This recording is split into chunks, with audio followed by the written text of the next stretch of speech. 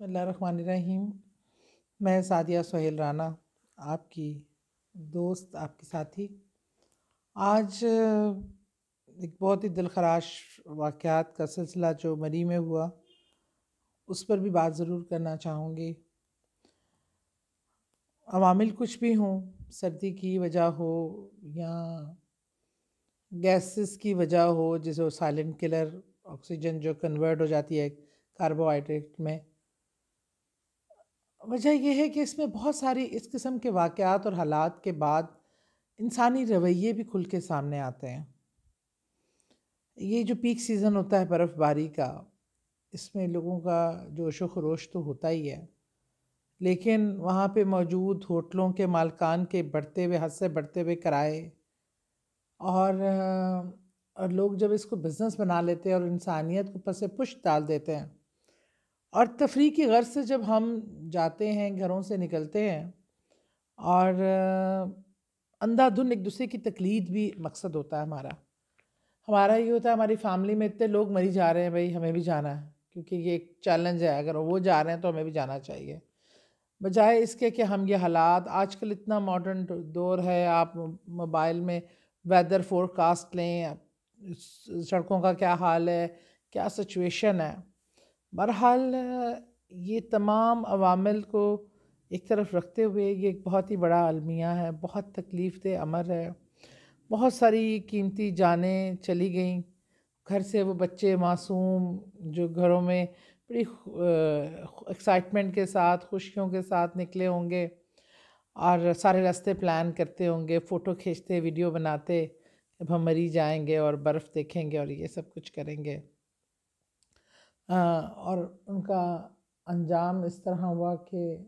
وہ گاڑیوں میں، آج ہم ان کی جگہ جگہ فوٹیج دیکھ سکتے ہیں، مردہ پائے گئے ہیں۔ بہت ہی تکلیف دہ ہے، بہت ہی تکلیف کا لمحہ ہے ان تمام فیملیوں کے ساتھ، ان تمام لوگوں کے ساتھ جو ان کے پیارے تھے، جن کے وہ ان سے بچھڑ گئے۔ میں وہ تکلیف بھی شیئر کرنا چاہتی ہوں، اور وہ اس تکلیف پہ ان کے ساتھ برابر کے شریک ہیں۔ اور ہمارے یہاں کو جب بھی کوئی حادثہ یا المیہ ہوتا ہے تو ہم اس پہ پہلے ایک بلیم گیم شروع کر دیتے ہیں۔ کبھی سارے توپیں حکومت کی طرف آ جاتی ہیں، کبھی ہم انتظامیہ کو مورد الزام، کبھی ہم ٹورسٹ کو آئی کیوں، پھر کبھی کچھ۔ لیکن اگر مجموعی طور پہ دیکھیں تو یہ تمام انسانی رویوں کا مجموعہ ہے۔ ہر انسان اگر اپنی جگہ اپنی ذمہ داری نبھائے، سمجھے، حکومت اپنی ذمہ داری نبھائے، آنے والے لوگ اپنی سمجھ بوجھ کو استعمال کرتے ہوئے، وہاں کے علاقے کے حالات کو سمجھتے ہوئے گھروں سے نکلیں، مقامی لوگ ہوٹلوں کے کرائے اور وہ چیزوں کو ایک عام آدمی کے لیے ناممکن نہ کر دیں کہ لوگ وہاں کے رہنے ٹھہرنے کے بجائے گاڑیوں میں رکنا پسند کریں۔ تمام انتظامی امور سے لے کے تمام حالات اور واقعات کو مد نظر رکھتے ہوئے سارا معاشرہ، بحیثیت معاشرہ، ہم سب کہیں نہ کہیں اس کے ذمہ دار ہیں۔ تو ذمہ داری سے جان نہیں چھڑانی چاہیے، پہلے ہمیں اپنی یہ غلطیاں تسلیم کرنی چاہیے ہر لیول پہ کہ یہ غلطی ہوئی ہے، خواہ وہ انتظامی امور پہ ہو، لوگوں کی اپنی سطح پہ ہو، علاقائی تعاون کی سطح پہ ہو۔ ایک شہر کی کیپیسٹی جب اتنی نہیں ہے تو وہاں جب ٹول پلازا پہ جب گاڑیاں انٹر ہوتی ہیں تو ان کا اندراج ہوتا ہے، ایک خاص لمٹ کے بعد اس کی انٹری بند کر دینی چاہیے کہ اس کیپیسٹی سے باہر کی بات ہے۔ اور قدرت سے لڑنا، قدرت میں جو موسم کا جو ایک تند و تیز موسم ہے، اس کا ٹکراؤ، قدرت سے ٹکراؤ آپ نہیں لے سکتے، تو ان چیزوں کو ملحوظ خاطر رکھنے کی ضرورت ہے۔ لیکن اس لمحے میں سمجھتی ہوں ہمیں سب کو اپنی غلطیوں سے سیکھنا چاہیے، اور یہ اس چیز کا ازالہ کرنا چاہیے کہ ہم سب اپنی اصلاح کریں گے کہ کہاں کمی کوتاہی رہ گئی۔ کیوں ہمیں ایک حادثہ ہی سکھاتا ہے کہ وہ حادثہ ہو تو ہم ان چیزوں کو درست کریں، اس حادثوں کو ہونے سے پہلے ہم کیوں نہیں روک سکتے، اس سے پہلے یہ تدارک کیوں نہیں کر سکتے، اس سے پہلے یہ سوچ ہم کیوں نہیں لے کے آ سکتے۔ بہرحال ہمیں یہ امید کرنی چاہیے کہ ہم حادثوں کو ہونے سے پہلے روکیں، اور اب جو لوگ چلے گئے ان کے لیے ہمارا بنتا کیا ہے کہ ہمیں کیسے ان کو